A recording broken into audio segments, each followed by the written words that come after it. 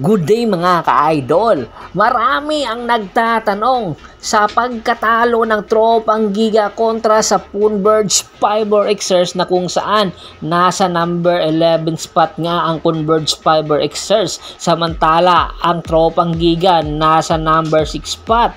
Ay tinalo talaga ng Converge Fiber Xers ang Tropang Giga, dahilan para questionin ngayon ang Tropang Giga kung kaya pa ba nila makapasok sa susunod na round or ang playoff round.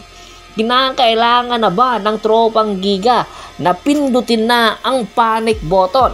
Ang ibig sabihin kasi ng panic button, ito yung senaryo ngayon ng Tropang Giga kay Mikey Williams. Nakikipagmatigasan kasi ang Tropang Giga management sa offer na hinihingi o presyo na hinihingi ni Mikey Williams, kaya hindi magkasundo ang kampo ni Mikey Williams at ng Tropang Giga, dahilan para magkaproblema talaga ang Tropang Giga, especially si Coach Tat Reyes.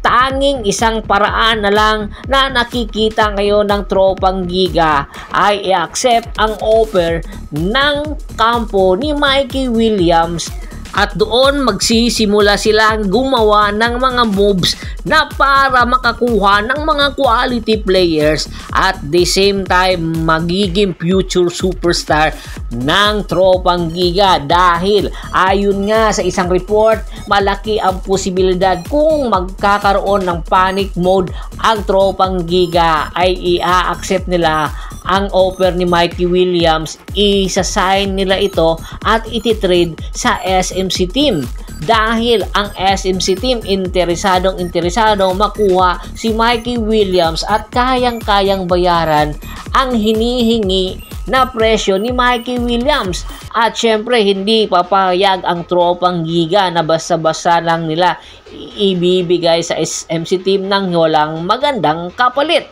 Ito yung nakikita ngayon na magandang paraan para hindi mawala ang kanilang rights kay Mikey Williams at napapakinabangan pa nila si Mikey Williams. Ayon nga sa ating insider, ang Barangay Ginebra ang posibleng destination ni Mikey Williams at ang magiging kapalit daw ay malaki ang posibilidad na baka isama si Stanley Pringle or ang future picks or magkakaroon pa ng isang condit team which is ang Northport Batang Pier or ang Terra Permagip para kumuha doon ang Barangay Ginebra ng player na ibabato sa Tropang Giga. Yan ang ating pakaaabangan. Samantala, marami rin ang nagtatanong, ano na nga ba ang latest kay Stephen Holt na napapabalitang ibibigay daw sa Magnolia Pambansang Manok Timplados? Hindi na nga matutuloy ngayong conference si Stephen Holt papunta sa Magnolia Pambansang Manok Timplados. Bagkos ay baka sa susunod na konferensya na ito gagawin ng Magnolia Pambansang Manok Timplados. Ang tanging magagawa na lang ngayon ng Magnolia Pambansang Manok Timplados ay gamitin ang natitira nilang lineup para laban sa mga posibleng nilang makakatapat sa playoffs. Alam naman natin na ang Magnolia Pambansang Manok Timplados isa sa mga paboritong papasok sa playoff round. Pero ang lineup ni Magnolia Pambansang Manok Timplados ay hindi nila kakayanin kung kakalabanin nila sa finals ang San Miguel Vermen or ang Barangay Ginebra. Nangangailangan ng isang bigating player ang Magnolia at isa sa mga posibilidad na kunin nga ng Magnolia Pambansang Manok next conference ay si Stephen Holt, at malaki ang posibilidad na dito na ito mananatili sa Magnolia Pambansang Manok Timplados, or kung posible mang magbago ang nasabing negotiation ay malaki rin ang potensyal na mapupunta si Stephen Holt sa Converge Fiber Xers kapalit ni Justin Arana.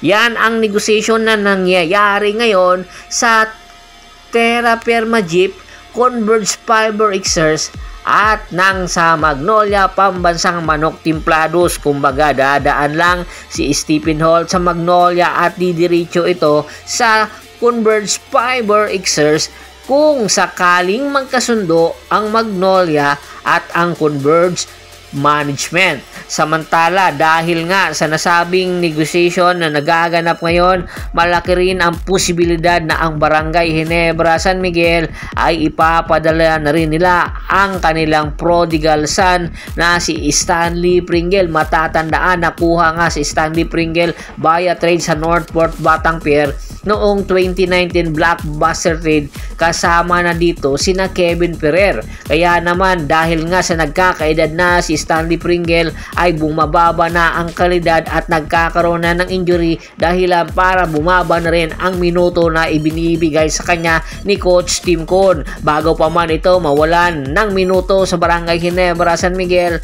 ay inaasahan malaki na ang posibilidad na ipapadala ito sa isa sa mga farm team nila at kumuha doon ng panibagong player na makakatulong sa Barangay Ginebra San Miguel. Alam natin na si Coach Tim Cone ay isa sa mga target niyang kunin ang Grand Slam sa mga susunod na konferensya ng PBA at kinakailangan niya ng mga bigatin player para makuha ang nasabing Grand Slam na kinakamit ngayon ng Barangay Ginebra San Miguel. Bago pa man natin tapusin ang ating kwentuhan, shoutout muna tayo sa ating mga solid na followers na laging sumusuporta sa atin. Kay Kagawad Kat sa Kinudukusin ng Hagonoy, Bulacan, Ricky Lanza ng Ricky Rider TV ng Tansa, Cavite, Julius Roche, Ronald Bersubidad at si Mr. Anthony Lucky Alon at sa Lucky Alon family. Marami pong salamat sa walang sawa niyong pagsuporta. Pakibisita na rin po ng Facebook fanpage ko, paki-like, paki-follow, paki-share, ganoon din po sa YouTube channel ko at sa TikTok channel ko. Hanggang sa muling kwentuhan, maraming salamat po.